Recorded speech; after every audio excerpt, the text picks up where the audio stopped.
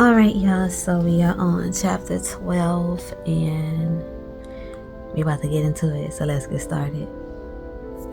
Evangeline didn't know if it was the light of the moon or the North's unusual magic, but the fog had turned to iridescent mist that set the streets aglow and made the tips of the needle trees shimmer with hints of gold blue and fairy green as her carriage rumbled forward over dips and divots and uneven roads that made her insides twist and turn and churn. Or perhaps she was just nervous. She told herself there was no reason to be anxious. Earlier, when the scars on her wrists had burned, she had feared seeing Jax tonight. But given how exclusive the dinner was, any chance of the fate attending seemed narrow. If Jax was in this part of the North, Evangeline wasn't even sure he'd want to attend. Most of the ladies would be there for a chance to meet Prince Apollo, and if fates were as jealous as the story said, she couldn't imagine that Jax would like that. No, she reassured herself. Jax would not be there. The only prince she'd see tonight would be Prince Apollo. Her stomach tumbled once again when the carriage finally halted. Frangelica didn't move to leave, but she cheerily said, "Good luck, and don't pluck any of the leaves." "I wouldn't dream of it," Evangeline said, mostly because it seemed like the correct reply as she stepped into the frost-touched night. She had expected to arrive at a snow-tipped castle or a storybook chateau, but there was only a forest of spindly trees, dripping ice, and an arch made of the same marble blue granite that formed the gateway arch to the north. This arch was not nearly as large as that one had been, but the torches on either side of it illuminated carvings that were equally intricate and far more inviting. Evangeline saw symbols from countless northern tales and ballads, star-shaped keys and broken books, knights in armor and crowned wolf's head, winged horses, bits of castles, arrows and foxes, and twining vines of harlequin lilies. It reminded her a bit of her mother's embroidery. She was always stitching curious images like foxes and keyholes into dresses. Evangeline wished her mother were there right now and that whatever happened next would have made her proud. "Are you going to stand here until you freeze or step through?" said a smoky voice. At first, Evangeline thought the voice came from the arch. Then she saw him.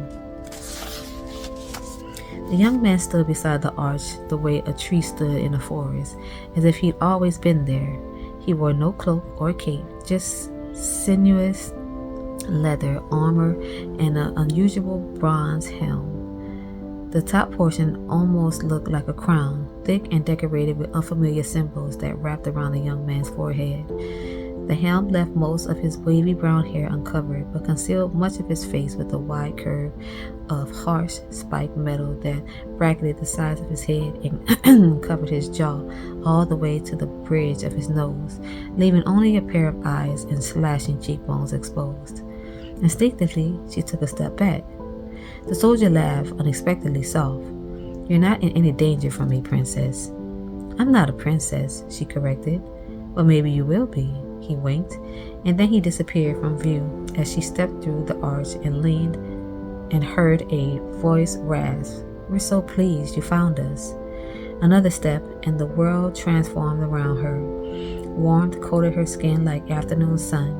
Evangeline remained outside, but the fog and the mist and the cold were gone. Everything here was burnished browns and red and orange, the colors of leaves on the verge of change. She was in another forest clearing, but this one was set for a party with lively musicians playing lutes and harps and trees dangling celebratory ribbons. In the center of it all, a royal phoenix tree reigned, and Frangelica's cryptic warning suddenly made sense. It was the first time Evangeline had ever seen such a tree, but she knew about them from her mother. A phoenix tree took over 1,000 years to mature, branches stretching, trunks thickening, and leaves turning to real gold. They shone like dragon treasure in the candlelight, tempting people to pluck them. Although, according to the myth, if one gold leaf was taken before all of them turned, then the entire tree would burst into flames. Milling around the tree were all sorts of important-looking people. At the men at the docks had looked as if they could fell a tree with one strike of an axe. These people looked as if they could end lives with a few choice words or the stroke of a pen. Most men were in fine velvet doublets that matched the warm decor, while the ladies wore a variety of gowns. The majority were dressed in the fashion of the North, with overskirts of heavy brocade, belts covered in jewels, and dramatic slash sleeves that hung past their fingertips. Thankfully, Evangeline didn't see the Prince of Hearts among them. There were no young men with apples and cruel faces and torn clothes. She breathed a little easier and shifted her attention to searching for Prince Apollo among guests who casually sipped from crystal goblets as if attending events where princes chose their brides were as common as family bruncheon. Disappointingly, no one wore a crown, leading Evangeline to assume the prince had yet to arrive. She might have asked someone at the party about him, but despite the ease everyone else seemed to feel, none of them included a stranger in their conversations. Circles closed and mouths snapped silently every time she moved near. It made her feel unusually shy and grateful that Marisol hadn't been invited. She would have probably imagined that people were excluding her because of her curse. A few people glanced Evangeline's way, probably wondering if her rose gold hair meant she was the girl from the scandal sheets, but clearly it wasn't enough to enter any circles. The only other girl who appeared to be intentionally ignored was another young lady around Evangeline's age, dressed in an arresting dragon scale gown, the color of burning rubies. No one spoke to her, but they had to notice her. She was probably the prettiest girl there, and her dress was by far the boldest. They lacked northern style, long sleeves in favor of having no sleeves at all. Better to reveal swaths of smooth brown skin and shoulders with paintings of dragon flames that covered her arms in brilliant inked gloves. Evangeline picked up 2 crystal goblets and headed toward the girl, who now swayed a little as if dancing with herself. "Do you want one?" Evangeline held out one of her drinks. The girl appraised the goblet and then Evangeline with narrowed eyes. "Don't worry, it's not poison." Evangeline took sips from both of her goblets before offering one to the girl again. "See? Unless one is poison and the other has the antidote, that's what I would do."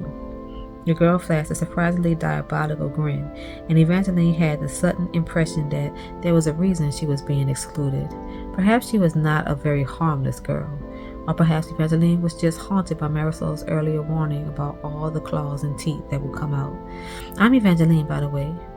"I know," hummed the girl. Evangeline expected she'd introduce herself then, but the other girl only said, "I recognize the pinkish hair. I also noticed you looking for the prince when you walked in, but your gaze wasn't high enough." The girl finally accepted a goblet and used it to point toward the royal phoenix tree. Evangeline didn't know how she hadn't seen him there before. Now that she knew what to look for, Apollo and his unexpected pose were impossible to miss. He was high up in a tree, in a wooden balcony, lounging daringly sideways across the rail. The picture of a dashing priestling, dressed in shades of wine and wood, and wearing a golden crown shaped like a tangle of antlers. From so far away, she couldn't clearly make out all his features, but as he lay draped across the railing, Apollo peered down on the party with utter concentration, as if desperately searching for the love of his life. He almost looked as if he was posing for a portrait. No, he was posing for a portrait. Evangeline spied another balcony hidden in the trees on the other side of the clearing. There, a painter appeared to be capturing the prince's dramatic arrangement with fevered brushstrokes. "You should see Apollo when it's warmer out," the girl beside her murmured. "He always does these poses with his shirt off." "He does this often?" The other girl nodded vigorously. It was rather exciting when his younger brother Tiberius used to taunt him by shooting arrows or releasing herds of kittens upon him. "I think I might have liked to have seen that. It was fantastic. Alas, Tiberius doesn't appear to be here." The other girl sighed. The princess had a temporary falling out some months ago. Tiberius disappeared for weeks. No one knows where he went, and ever since he returned, he's avoided most functions. What? A bolt of cold shot up the back of Evangeline's neck, making her completely forget whatever she was going to say next and think of one name instead: Jax. She didn't know how she knew that's what the spike of cold meant, but she would have bet her life that the Prince of Hearts had just entered the party. That's what I wanted to hear. But unfortunately, that's the end of the chapter, so we don't get to read anymore. I could cheat, but I'm not going to do that. I'm really waiting for some action. I don't really feel personally attached to anybody right now. Was that chapter 11? Chapter 12. I'm 12 chapters in, and I'm just ready for the meat of it all, So, yeah. Anyway, so until next time, y'all. Good night.